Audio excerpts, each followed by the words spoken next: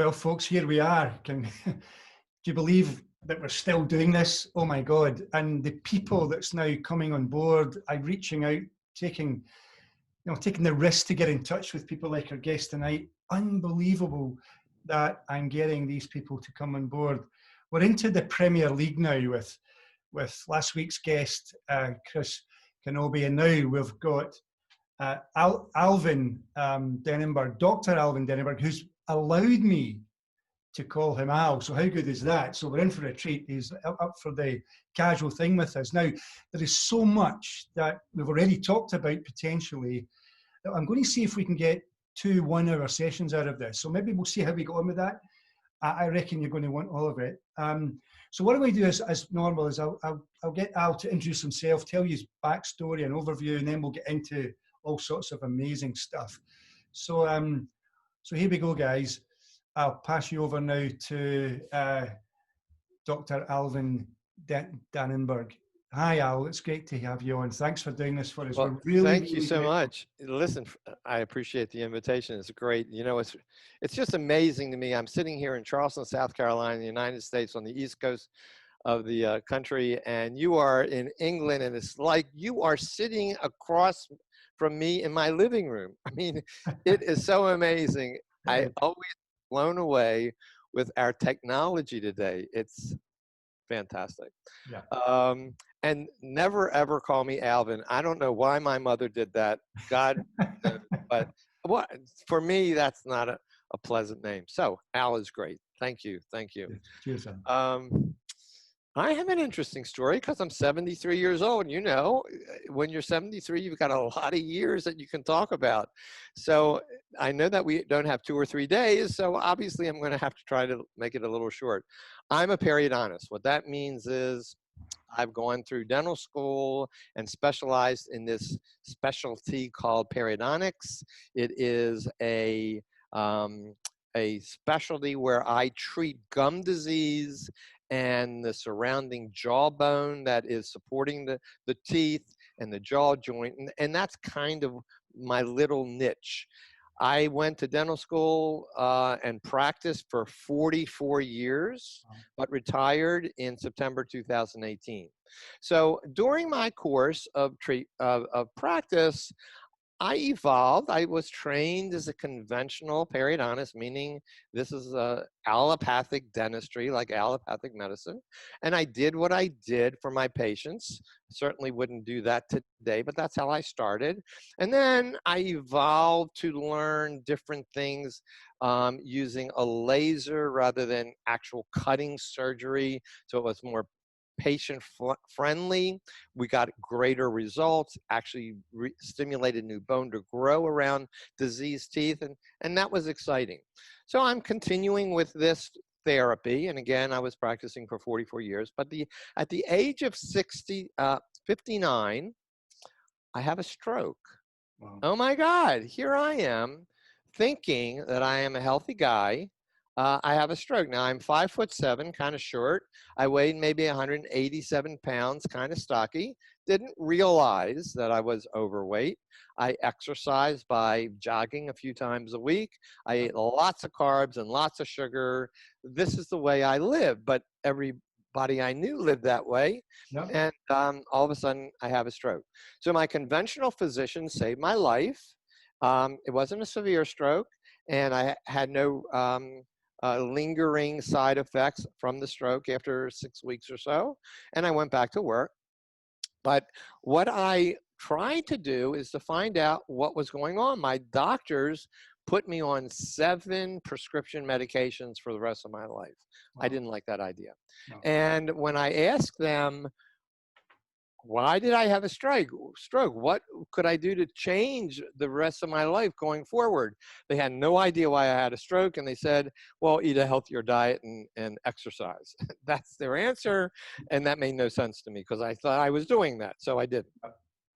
So I researched the typical organizations, if you live in the United States, that I thought would have some information, like the American Cancer Society, the American Heart Association, the American Diabetes Association.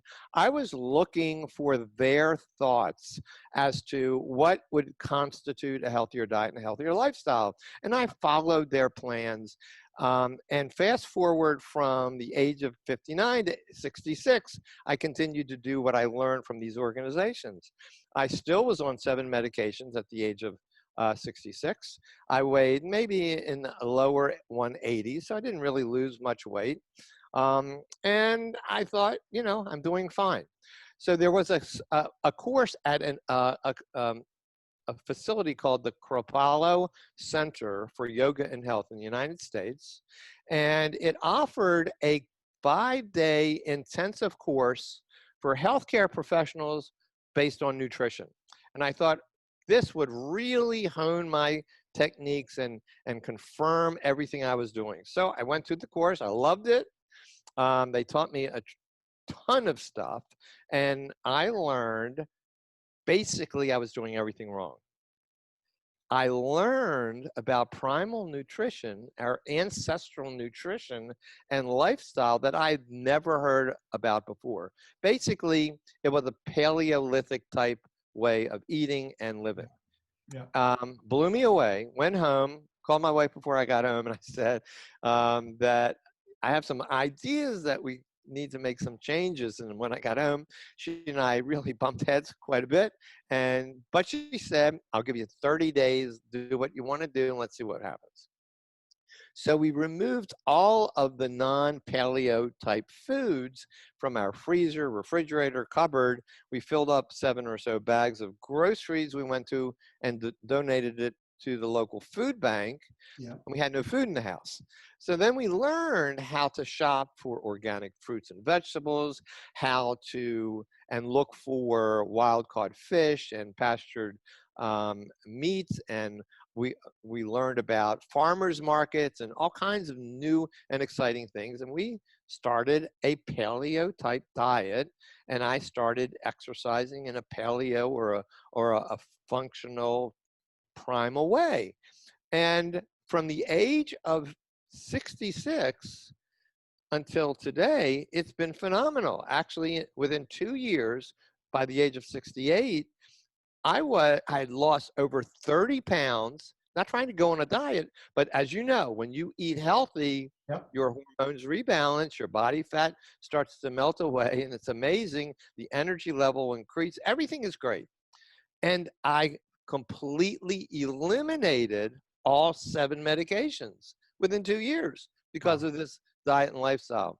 So it blew me away. Can I ask you a question? Sure. Just because, and I might have to interrupt occasionally to do that. Sure.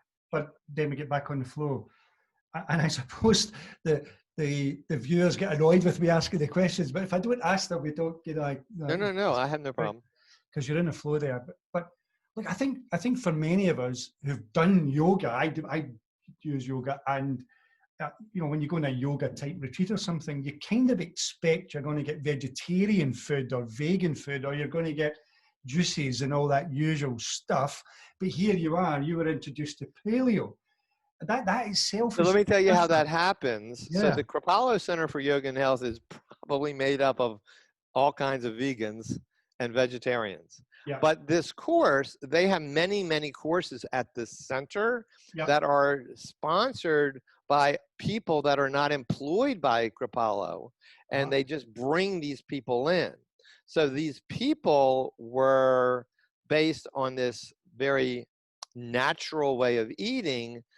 It conflicted with vegans and vegetarian styles because obviously it has meat, but certainly all of the other plant-based foods were part of it because it's all organic. So, you know, a Paleolithic style of eating includes good healthy meat and good healthy plants.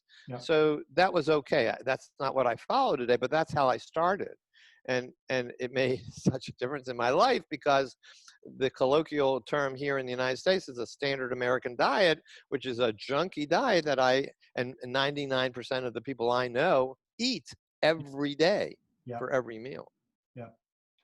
Fantastic. So, So so on you go for, with your story. So I'm sorry for interrupting no, you, no, but it was no. important So to capture fortunately, that. this lifestyle changed my metabolism and improved my health, and I was able to wean off and completely remove all 7 medications. So it blew my physicians away. They didn't understand. They didn't understand my diet, but that's what I did. And I Can I ask you started in, again? Sorry, forgive me again, Al, but it's no, important, I think, for the listener, for the watcher. So you got off seven medications.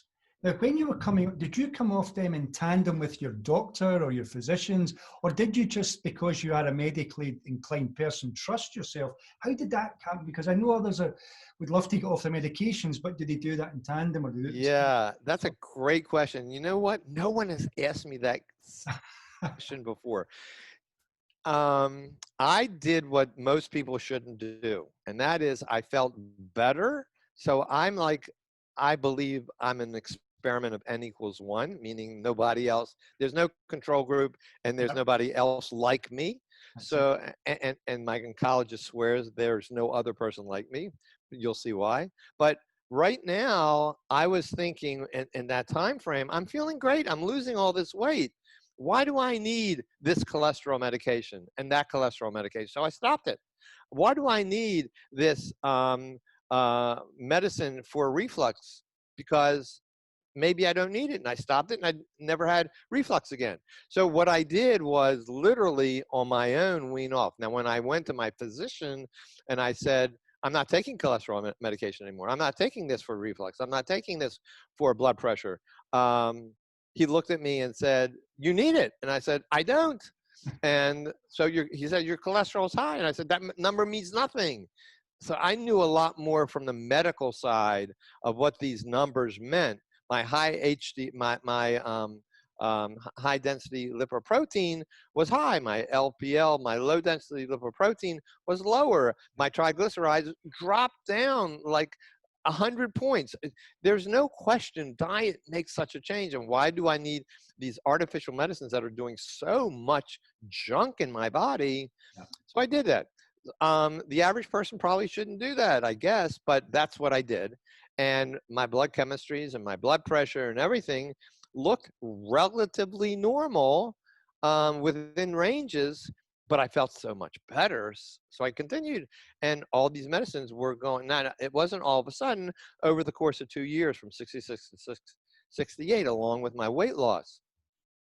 So by the time I was 68, and as I'm going through this period, I'm thinking all this knowledge and I'm getting so much healthier, I need to incorporate it with my patients. So I'm treating periodontal disease and incorporating the concepts of a healthy diet and a healthy lifestyle. And I'm doing food journals for my patients, and they're coming in to see me to treat their gum tissue, and I'm talking to them about nutrition. Now, some patients literally walked out of my office and said, I want a real periodontist. I don't want somebody that's a dietitian. Okay, they didn't understand. I didn't explain it well. You lose a few, but those patients that accepted those concepts healed much better when I had to do active, very aggressive procedures. But the ones that were not so severely involved healed themselves without any treatment. And I can talk to you about that later, only because once you get the gut healthy, you get the mouth healthy. I got to tell you. So there are some facts here.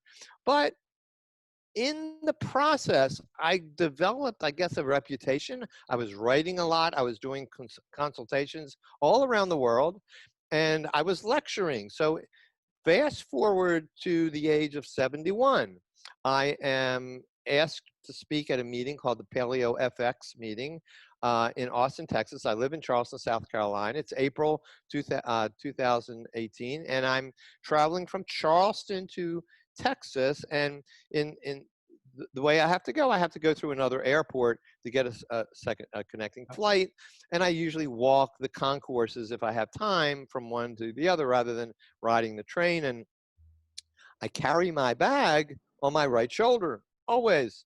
So all of a sudden, my right shoulder starts to get sore. Never happened before. I'm thinking I'm tearing a ligament or doing something silly. I go to Texas, I do my little talk, and I go back home, and the soreness doesn't want to go away. And then it seems to go into the back of my body, and then it comes to my chest area, and I'm kind of hard-headed. And eventually I kind of think, I got to see my doc. So it was April, and it took until August before I saw my physician, who I knew very well. He was the one that treated me when I had the stroke, and I knew him for 35 plus years. So I go to him, he looks at me, he says, yeah, you got some soreness going on. I said, yeah, that's why I'm here.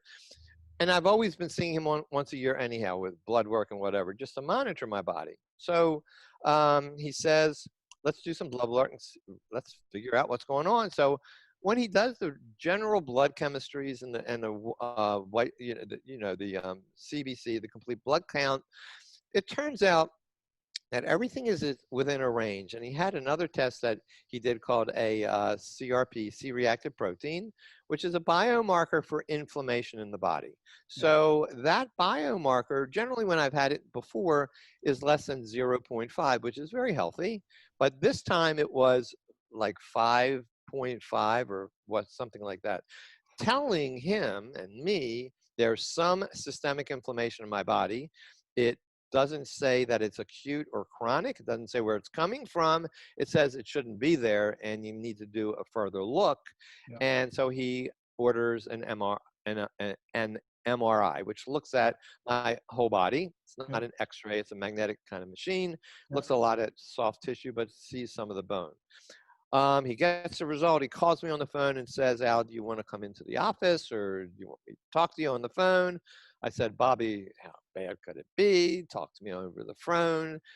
And he kids around and says, first, did somebody beat you up, or did you fall down some steps? And I said, what are you talking about? I just got this soreness. I think it's a torn ligament or whatever in my shoulder, and it's gotten involved with my chest. And he says, on the MRI, I see a soft tissue mass on the side of your spine.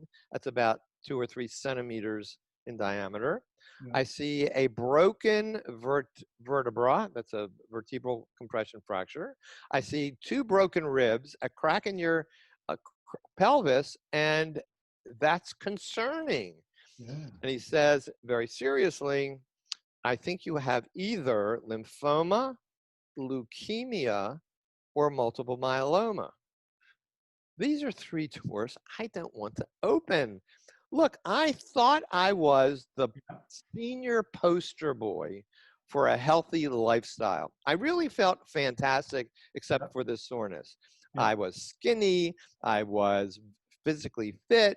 I was eating well. I was exercising well. I had great energy. I had the rest of my life to look forward to, even though I was 71.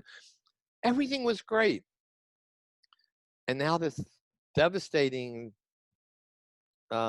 potential diagnosis. So he calls in an oncologist. They do some more x-rays called a PET scan, which is a very sophisticated x-ray. They inject a radioactive glucose solution in your vein, and any cancer cells gobble them up and they kind of shine on the x-ray. And they do a bunch of other tests and the biopsy of the soft tissue mass. And I meet with my oncologist for the first time. My wife is there. My 2 adult children are there. And he tells me that I have IgA, kappa light chain multiple myeloma. It's a very long term. It's a bone marrow cancer, and it's incurable. And he also says, we need to start you on chemotherapy right away. And these are the drugs you're going to take. Maybe we'll do radiation. You're not a good candidate for stem cell therapy. I said, well, wait a minute. You said this is incurable. And he said, yeah. And I said, well, what does that mean? He said, well, this chemotherapy is going to put you in remission, and you're going to feel pretty good after that, and you'll be well for whatever period of time. But this cancer is going to come back, and we're going to need to treat it with another round of chemotherapy, but this is going to be more caustic because the previous one would no longer work. And unfortunately, this will happen several times more until none of the chemotherapy works, and you're going to die from the complications of multiple myeloma. But you're going to have a longer time to live. And I'm saying to him, well, wait a minute. longer time to live, but what is the quality of my life? And then he becomes very candid and he says, you're going to have problems when you're having the chemotherapy. It's going to be devastating to some people. Some people, they don't have a problem.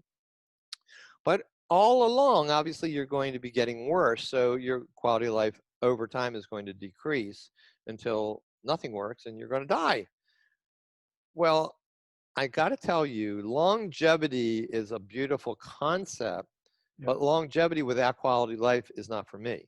And I told him very upfront, I said, George, I am ready to die tomorrow if I can live the quality of life today that I have. And because my quality of life would decrease so badly, I can drop dead tomorrow. I'm okay. So my point is, the critical element is quality of life. Anything that decreases my quality of life means to me that I'm ready to go and I want to die because I don't want to linger with a debilitating lifestyle going downhill and downhill. And there are a lot of reasons, not just for me. My wife would have to deal with this. My family would have to deal with this. And guess what? This doesn't come free, right? So there's a huge expense unless you have all the insurance in the world. Even if you're a multi-millionaire, it's still going to cost lots and lots of dollars that could go to other important things rather than sustain longevity with a poor quality of life. That's not a product I want to buy, right? I don't care how much you want to sell it for, so, or give it away. So I said to him, I'm rejecting chemotherapy. There's no reason for me to do chemotherapy. Besides, chemotherapy is such archaic medicine that it destroys your immune system. It kills the bad stuff, maybe, but all the good stuff. And now we have to rebuild your immune system artificially, and maybe it won't work. More than likely, it won't work for long term. So I'm not interested in that. So I said, I will do radiation on my chest because at this point, it was so painful to breathe because of the broken ribs and the lesion near my lungs. They did that. That doesn't cure the disease, just takes care of the pain. That was successful, but everything else I rejected and began investigating alternative cancer protocols. Now, I started to look at some integrative physicians. They gave me some thoughts and ideas. I looked at other things from research, medical research that's published all over the world. I used some of those that made sense to me. Eventually, all of the supplements that my integrative physician gave me, like 60, 70, 80 a day, was crazy. And after 3 or 4 months of that, I said, I'm not going to do that. It really wasn't helping. And that integrative physician, unfortunately, never even talked about the important things like building my immune system and having a very healthy diet. So I discarded that and I tweaked my protocols up until today. I constantly change them a little bit.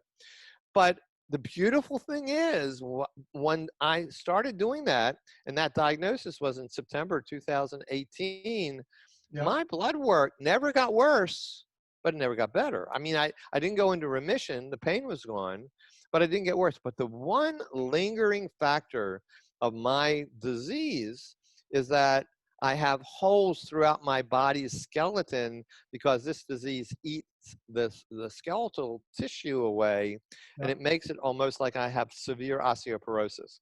So I'm prone to fractures called pathological fractures.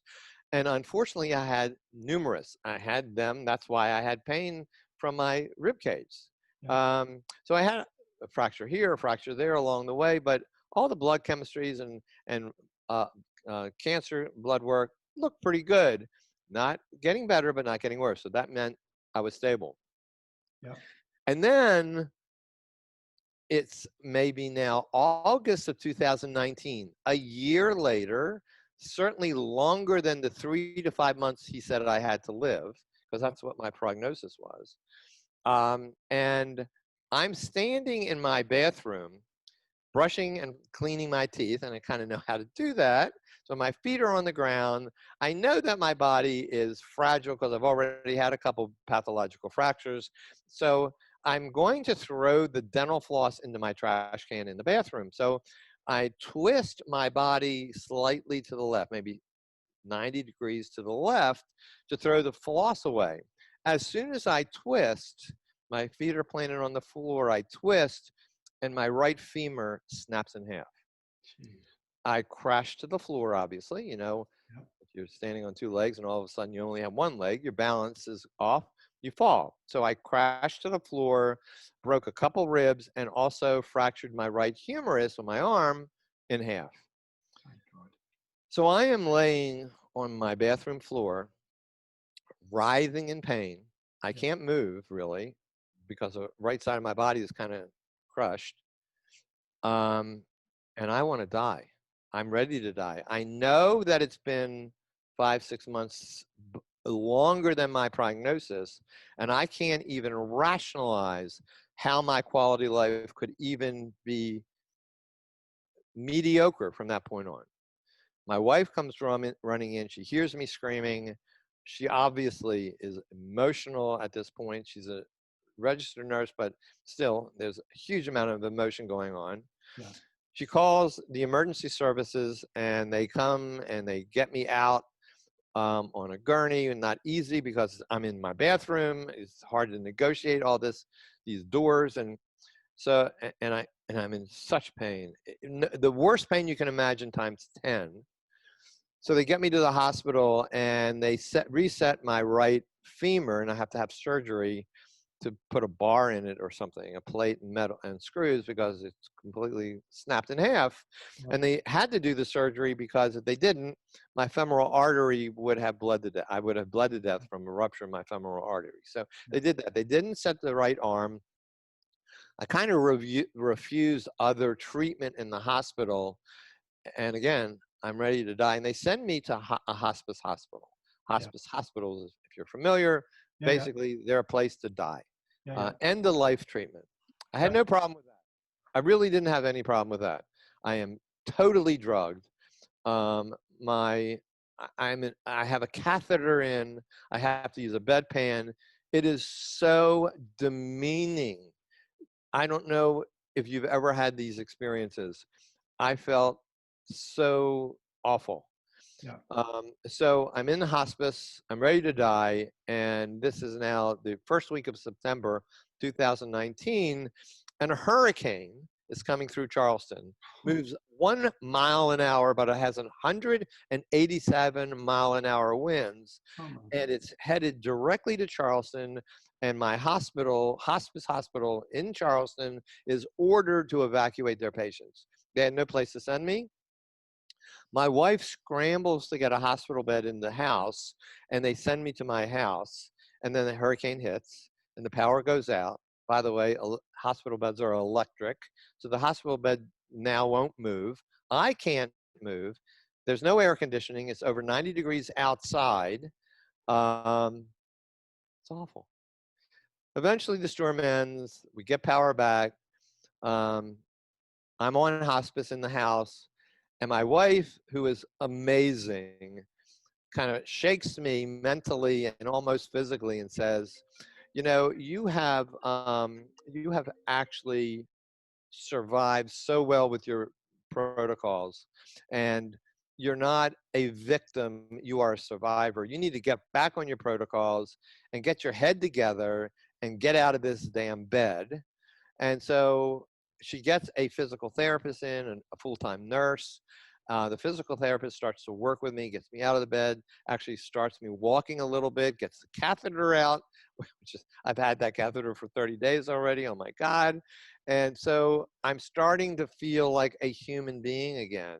Yeah. And I'm starting to actually rally. You know, I'm ready to die, but wait a minute, my body's rallying. My attitude's coming back. I'm getting back on my protocols.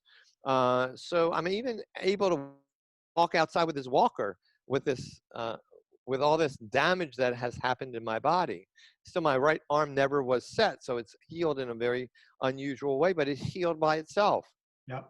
So when I go to my oncologist the next month, October of 2019, he looks at me and talks to me, and he says, you know, there are a couple new immunotherapies that the FDA in the United States has approved that actually are not chemotherapy. They're monoclonal antibodies, humanly derived monoclonal antibodies that help to destroy some of these cancer cells specifically and support my immune system. So I start them. And then fast forward to May of 2020. And May of 2020, he wants, and I'm doing very well. I mean, I am thriving now. Getting outside, exercising, I'm walking a mile a day. I use a walker, but, you know, or what's called a rollator, just to make sure I don't fall down. But I walk a mile a day. I do some modified push-ups and squats in my house. You know, I'm feeling good. So he decides to get a new PET scan, which is that X-ray with the radioactive glucose. I had one in my diagnosis. I had one sometime in June 2009, showed lots of cancer. So he wants to see where the cancer cells are. So May 8th, 2020, we get a new PET scan. And he calls me that night and he says, make sure your wife is on speakerphone. And I said, sure. And he reads the radiology reports with the summary, and it says, there are no active cancer cells in my entire body. Wait a minute. I have this incurable, deadly disease. How could I not have cancer cells? Well, let's be realistic. The PET scan doesn't tell everything. It doesn't look at individual little cells that are floating around. But my God, this is a huge surprise. My oncologist was floored because he never expected that. So I'm doing well. I still have cancer cells probably that are remnants or dying, and it's going to take a little longer, but I am doing amazingly well. And I follow these protocols, and we can go into those details, which are fine, but that's my story, and I'm very excited about it. And I'm 73, like I said. Yeah, well, first of all, you don't look 73. The story is absolutely awesome and so inspiring. Thank you. I mean, I've always kicked off my work, you know, way back 30 years ago. And back then they were talking about, you know, you're probably going to die of a stroke or a heart attack or cancer. You got one of yeah, those are the biggies. And you've already had two of them. How cool is that? Yeah, you're right. Yeah, what else in life is there for me? I've already had these. Who knows? But I think the other thing is a lot of us who follow me and all this might believe that the reason why you survived even a hurricane is because you've got a purpose. And this purpose is pretty obvious now, is it not?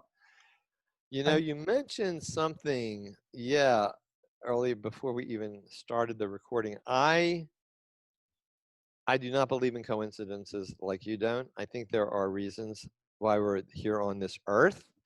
I am not religious. I don't honor any of the religions personally. You know, I'm not a part of a religious group, but I am amazingly spiritual. I believe in our soul. I believe we are here in this body for a purpose. If you want to get a little bit more esoteric and metaphysical, I believe we're here more than one time. I believe that we are here for lessons. I've read some phenomenal research by some very well-respected medical people.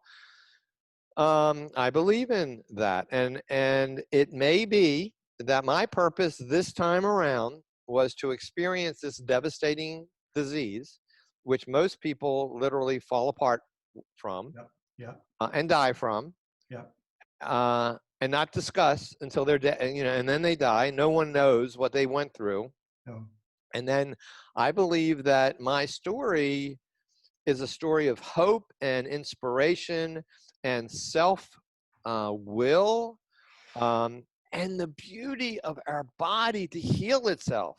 We are all going to die. I mean, come on, guys. This is the way of humans and animals throughout the entire millennia. So we're all going to die, but let's do it with grace and purpose. And I think my purpose is just to tell as many people that want to listen that no matter what situation you're in, and we'll talk about healthcare situations, but there are many. Could be financial, it could be emotional, but let's talk about a devastating, life-threatening disease. There are other ways to look at it, and you don't have to just look at the allopathic medical paradigm, although that can be incorporated, which I do. But don't just look at that, and ask a million questions. And if your healthcare professional doesn't want to give you the time of day to answer your questions, just fire that person and go to another one. There are plenty out there. You just need to do a little research and find the person that works with you that makes sense to you, and have something or somebody to support you. Like my wife, you know, I do think a significant other, I don't care who that other is important, because listen, I get really depressed sometimes. You can't imagine the depths of depression that I can fall into. Not frequently, but I can really dive into this hole. And my wife, she has her issues too, of course, but my wife, when that happens, she's there to kick me, literally.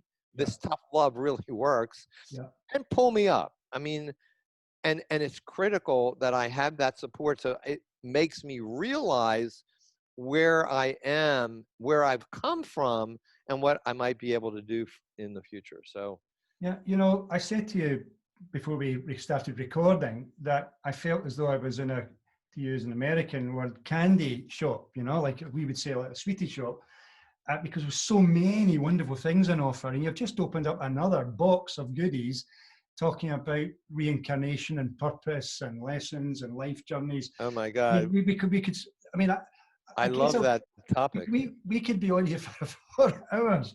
The thing I'd like to do is take people, begin to share some of the protocol stuff. Bear in mind that one of the reasons why we started this is to survive COVID, maximize that, and also the notion some of us are interested, like you've suggested, you know, having longevity, but it means quality of longevity right up to your last moments, physically, mentally, spiritually healthy, let's say, without getting into the religion thing, of course, that you've mentioned. So maximizing our life as long as we can. This is the part of it. But so with that in the background, and bear in mind, I think we are going to do 2 sessions. We've kind of agreed now, and when people watching this can see why. Can we wander into the protocol thing a little bit? Oh, absolutely. And then we'll take it further. Absolutely. So I was eating a paleo type diet from the age of 66 until my diagnosis at the age of 71. Yeah. So you know what a paleo diet is, and I'm sure your viewers do, but from basically it is eating animals from nose to tail that are pastured or wild caught, and plants, well, specific plants of fruits and vegetables, nuts and seeds, eliminating the legumes, eliminating pastured milk products, eliminating other processed foods like processed vegetables and seed oils, which are highly inflammatory, eliminating processed sugars. So we're eliminating grain products. These are the concepts of a Paleolithic diet. And it's not like somebody wrote a book and said, this is the way a Paleolithic diet goes on. This is basically how our ancestors lived in the environments where they live. So the people that lived closer to the equator lived, I will call a Paleolithic diet, totally different than the people lived in the extremes of the North or South Pole areas, because their food sources were different, their seasons were different, but they ate from the land and they didn't damage or poison their foods with chemicals, preservatives, emulsifiers, all the stuff that we do today. So that's a paleo diet.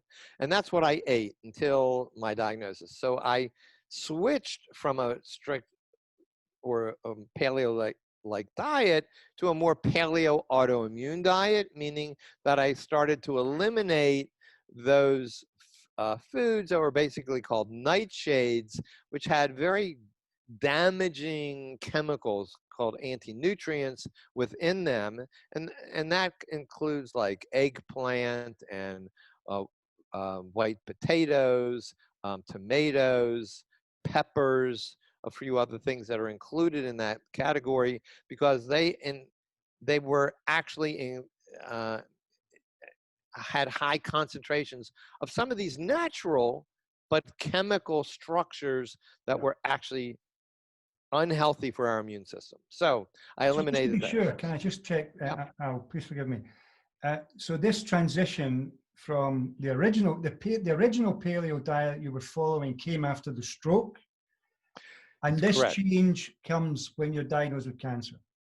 Yes. Yeah. So actually, I didn't eat paleo after the stroke. I didn't start that until I went to the Paleo Center for Yoga and Health. So it was at the age of 66. The stroke was at the age of 59. So from 59 to 66, I was still eating the old stuff. Well, the foods that the American Heart Association said to eat, which are not the healthy foods, by the way.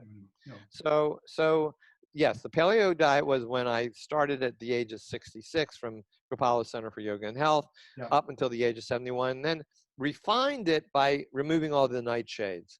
I still ate eggs that were wild from chickens that were free range, and I had never had a problem with eggs, and I still don't. So I ate those. I did eliminate cheeses and that kind of foods. So I did that until January 1st, 2020, and I started to do some research. I'm kind of geeky when I do, I do that sometimes. It's kind of crazy, but I'm a little geeky and I do a lot of research. And I was looking, or someone told me about this diet called a carnivore diet.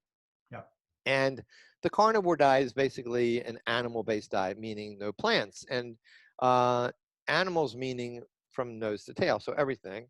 And I'm looking into it and I'm thinking, this doesn't make sense. It doesn't include all the natural, healthy plants that I thought we needed. And I sort of discarded it, but I did a little research. And as I was diving into this, I'm looking at some research that looks at the total picture of our primal ancestors. It's talking about archaeological and anthropology, anthropological digs that are showing structures of our skeletal remains, and doing nitrogen testing. And actually, nitrogen testing can determine the kind of proteins that were ingested in those peoples thousands and thousands of years ago. Just amazing. It's either plant-based or animal-based protein. They can figure some of this out, and they determined also from the tools that they were using that they were eating more animals than plants. Who would have thunk it, right? And then if you look at the human digestive system, excuse me, as we have evolved, at least for 160,000 years as a modern man, you will see that our stomach is made up of an acidity of 1 to 1.3, extremely acidic. And that purpose is to kill microbes that are actually decaying animal matter. So when we're eating animal foods that are infested with microbes, it's rotting a little bit, but we can eat that because our stomach kills these microbes with an acid of 1 to 1.3.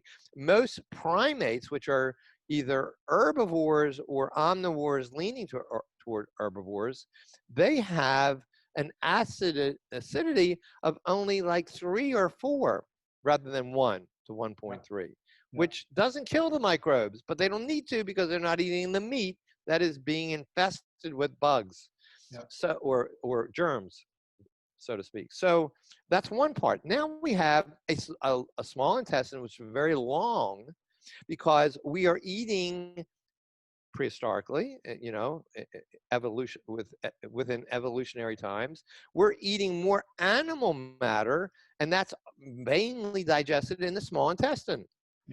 And then we have a very short colon, which is generally where all the plant matter slowly digests. Well, we don't eat much plants. We do. We're herbivores. We can eat plants, but we don't eat that much. So we have a smaller colon. Like our primates have much larger colons and a cecum so that it can digest these plants and destroy the anti-nutrients in the plants. We don't have the capacity to do that. So our physiological digestive system is kind of designed to eat more animals than plants. But we can eat plants, but we're definitely not designed to only eat plants. There's never been a human society during evolutionary times that has been thriving only on a plant-based diet. Interesting. Those are the facts. I can't twist them and change them. It's just the way it is. And our bodies are the way they are because of our DNA blueprint. We have a blueprint, in my opinion, that basically creates the structure that you and I are. You and I probably have the same DNA, about 98 or so percent. And the 2% that's different makes up you, who are you, and me, who am I, and everybody else. But that blueprint basically defines what we require to survive. We need to drink water. We need to breathe oxygen. We need certain nutrients in our body. We need our body to move a little bit. We can't sit and lay down for 40 years at a time. So it tells us, you got to do this or you're going to die. I can't live for you. And it also tells you on the other end of this pendulum, that there are certain things that if you ingest, that you do to yourself, will kill you, because I can't make you live with you doing certain insults to your body. And some of these insults we do by eating junky food every day of every week. Crazy. It's absolutely crazy. So I'm looking into this carnivore diet. It's starting to make sense to me. And all of a sudden, I discover a clinic in Budapest, Hungary, that actually, called the Paleo Medicine Clinic, is treating, since 2011, treating patients that have severe and incurable chronic diseases, including incurable cancers. Up to this point, that's 9 years since they started, they've treated over 5,000 human beings. These are not rat studies or mice studies or studies on pigs. They're human beings that are dying or greatly debilitated, and they are putting them on, guess what? A strict carnivore diet, which they call the Paleolithic Ketogenic Diet. And it is a diet that is the only treatment. They do not have their patients use supplements, and they do not have their patients on prescription medications. If they are, they wean them off. And they are getting amazing results, and they're publishing these results. As a matter of fact, if I'm not boring you, let me tell you about a study they just published March of this year, which on their website, which was published a little sooner or later than that, but earlier than that, I mean. But this is an interesting guy. This is a guy now that's 52 years old. He had bladder cancer, and it was treated conventionally. And then he developed glioblastoma. Now that is one of the most severe cancers of the brain, and people die. They all die. So he was treated conventionally. He had surgery, radiation, and chemotherapy. Apparently, his glioblastoma went into remission, but it came back within several months, and they were going to put him on the same regimen again, and he decided not to do that and went to Paleo Medicine Clinic. And this is part of the report. I don't know the guy. I'm just telling you what the report says. So he started on this Paleolithic ketogenic diet, strictly, no medicine, no chemotherapy, no radiation, nothing else. Strict animal diet. It has now been 38 months of him being in remission from glioblastoma.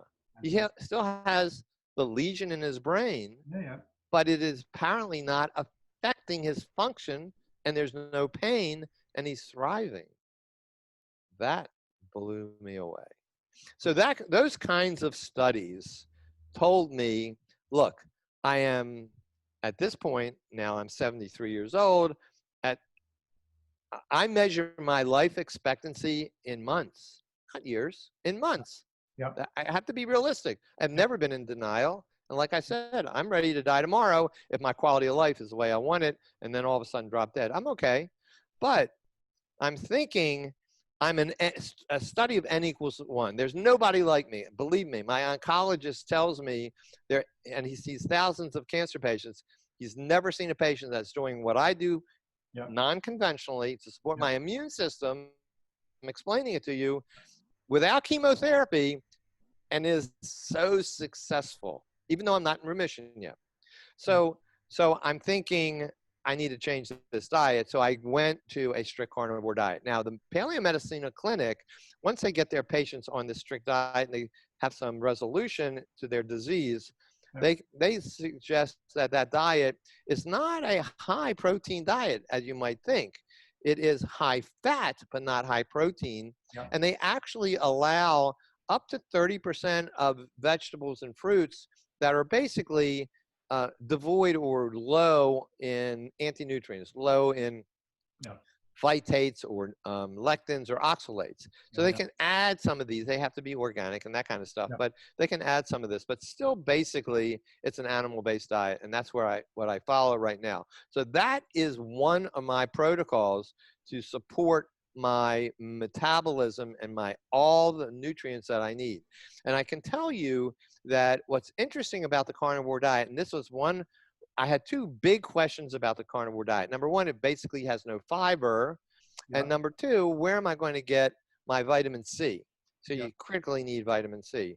Turns out that, interestingly, the gut microbiome actually can ferment amino acids to produce the same necessary short-chain fatty acids that the body requires as it would if it were to eat fiber. So the fiber is not so critical. And the other thing is, because our microbiome is so adaptive, the other thing is I always thought that I needed fiber to have healthy bowel movements.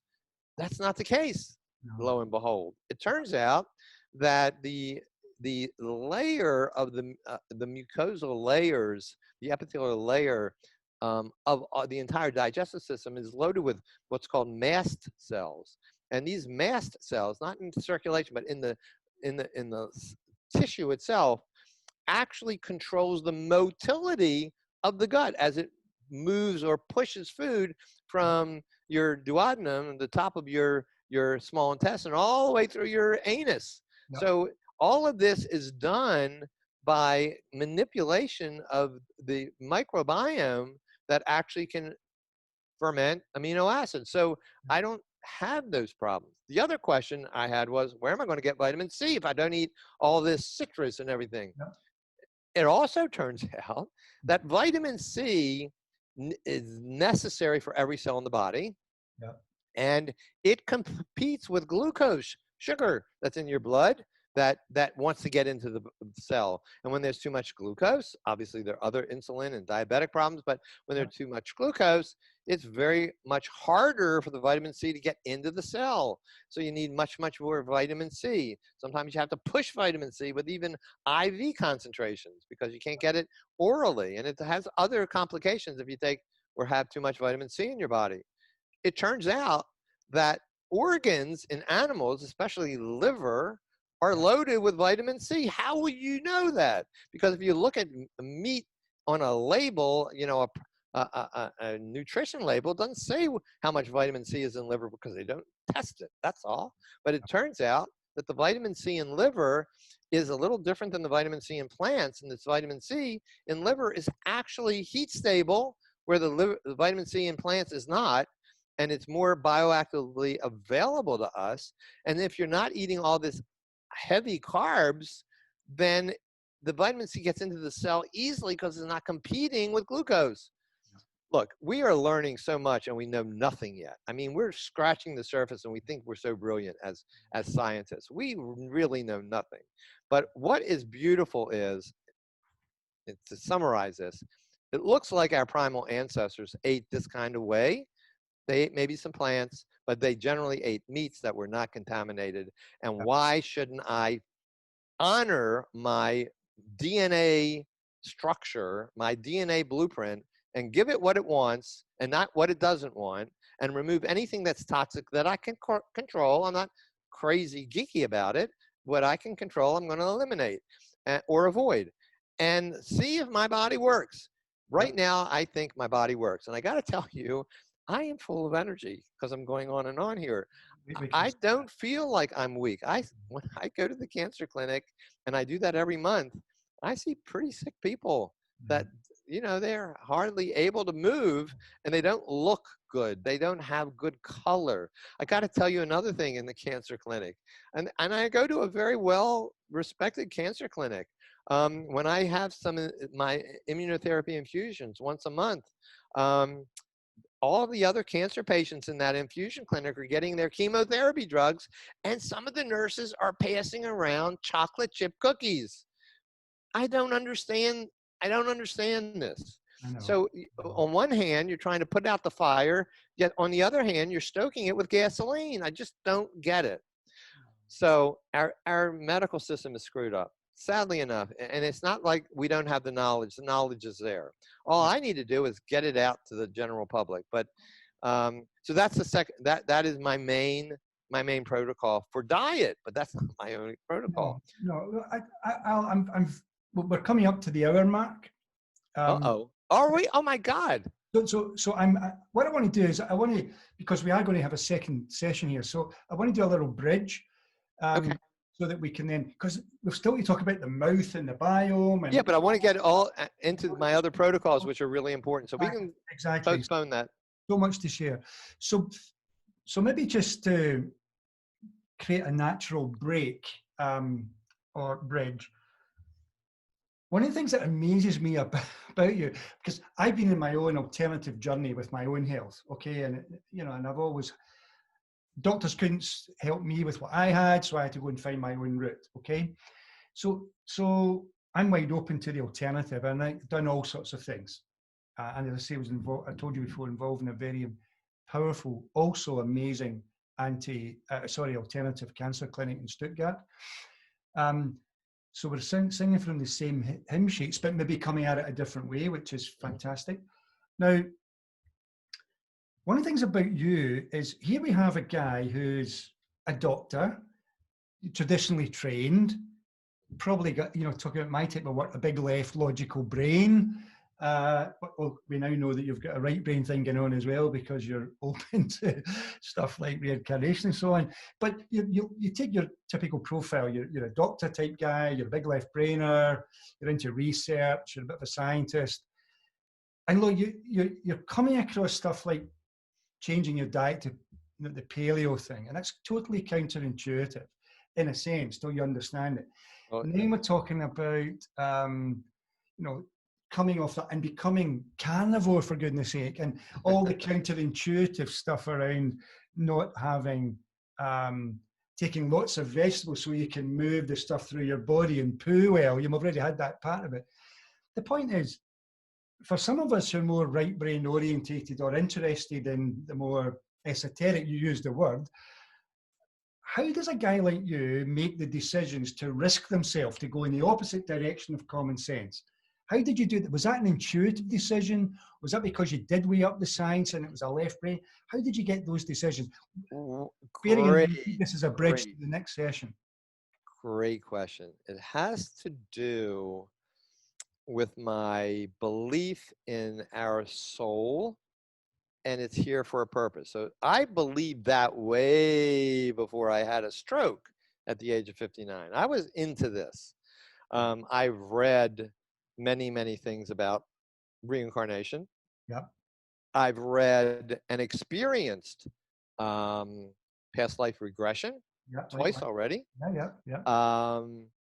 I have listened to some of the most well-known medical people speak about the soul and past life regression and life between lives. Yeah.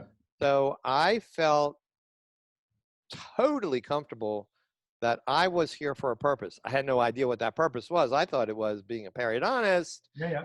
And eventually when I learned how to eat well, I believe that was my purpose. I even wrote a book called Crazy Good Living, which actually was published a year before I was diagnosed with this cancer, talking about primal life and primal lifestyle and its ability to heal the gut and heal the mouth, which is my forte.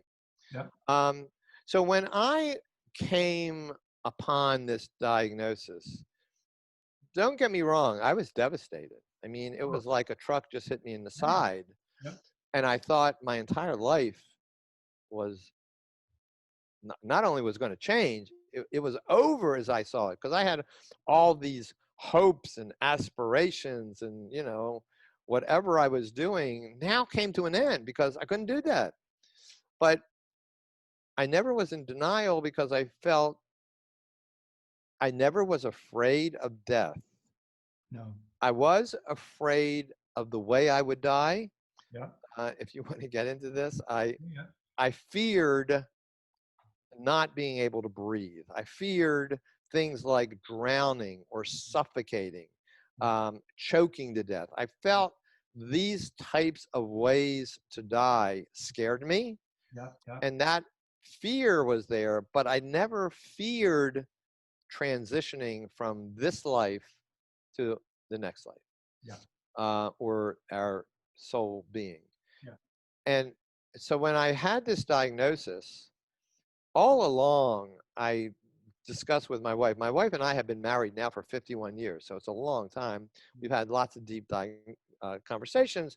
And all along I said, if I ever got cancer, my God, I would never have chemotherapy. I just don't like what I see. I don't like the results. I don't like the way people live. And again, my important elements are quality of life. And my wife didn't totally agree with me, but we had these conversations. They were very healthy conversations. Push come to shove, I had to make that decision.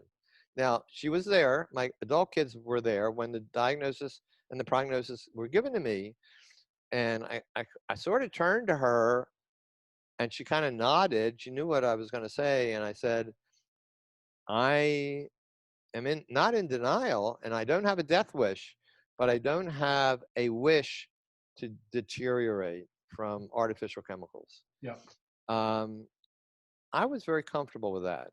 I was scared of what I was going to do with the rest of my life, Yeah. but I was not scared of dying if I had to die. But I wanted to die in the way I wanted to die if I could control it. And so it was almost a challenge. I like puzzles. So it was a challenge to figure out what could I do to heal my body because no one else knew. Here's the oncologist who deals with this all the time, and his only option to me was do this chemotherapy. Yep. And so, and he's great, and that's my oncologist today, and he's on the same page, but he can never treat his patients like I'm treating myself, or he'll be thrown out because of malpractice. Of course. Because you have to treat patients by the standard of care in the United States, not alternative care, and then you'll get sued, and he's in a big practice. They'll fire him. Yeah. So he can't do that. But he's always interested in the articles that I read to support my research for my protocols. Yeah. So I guess I had no problem starting to do research that made sense to me. Now, I am not into all the gimmicky ideas. There are thousands of treatments for cancer. And if they can't be repeated by other practitioners or researchers, I'm not interested. So there are books that are written on a technique that's never been proven and no one can duplicate it, yet they have 1 million testimonials. Well, as long as you stop the standard American diet, you're going to get better no matter what you eat. That's one thing. Yes.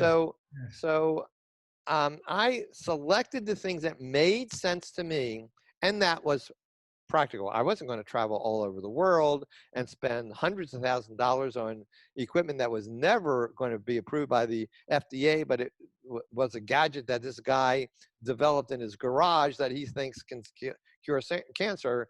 I'm not going to do that. So, but I did what I would consider practical but alternative therapies. And I don't like the term alternative because it means like it's woo-woo and it's off the tracks. It's basically has science, but it's not accepted yet. Yeah, got it. So that's how I approached it. I don't think there are a lot of people like me, but I think that people can think like me and do their research like me. But I was starting off knowing that I have a purpose in this life. And if cancer is now what's going to bring a stop to what I've decided to do with the rest of my life, maybe it's going to give me another direction to do something even more important and exciting.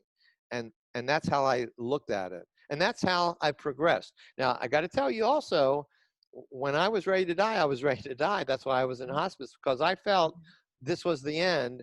And this is what my soul was designed to do. I would leave this earth and do whatever it was to do on the next time around. But my wife helped me, and obviously she was right and I was wrong, which is great. I'm very happy to still be here. Well, look, I think this is probably a good time to bring this session to close, and we'll start the next one in a moment in real time, although this will be a week before people get the second part. What might be helpful for them is just very briefly to say the sort of things you would like to talk about in part 2. I mean, I get so many things I could ask you because I've heard so much that, but what would you, if you've only got an hour to really inspire people, what might you want to talk about? Well, I want to talk about the other protocols because I can't tell you one is more important than the other. Everything is really making my body heal. I do not, and I want you to know, and your viewers know, I do not have a cure for cancer. No. Don't even think that I have a cure for cancer. I have a method that is going to support my health and immune system and my healing, just like it would translate to helping me prevent myself from getting the COVID-19 virus. Excellent. Although I may get that virus because I am enormously susceptible theoretically. However, and I'll tell you in the second part why I don't think I am so susceptible and why my immune system is strong from a personal experience that I had recently. But I am helping my body heal and fight disease and infection like anybody can do. So my protocol is the way to live and support your body. It's not the way to cure your cancer. If you support your body is going to kill your cancer. Now, one thing that you need to know, and I'm sure you do, everybody has cancer cells every day of the week. And those cancer cells do one of two things. They either kill themselves off because of a chemical reaction inside of them, knowing that they're not designed to continue to live, or your immune system senses their unhealthy nature and it comes into the game with chemicals and or certain cells to gobble up those cancer cells to destroy them. So there is a self-regulating process in your body to kill potential malignancies before they actually become malignancies. Fantastic. So guys, and then we'll talk about the gut and overall health. Your whole thing about gut and oral health. Everything is starting in the way. So folks, let's take a break for a week, and we'll come back with Al next. So I'm going to take a short break here, and I'll continue with the interview for you all. So I'll see you later. Cheers now. Bye-bye.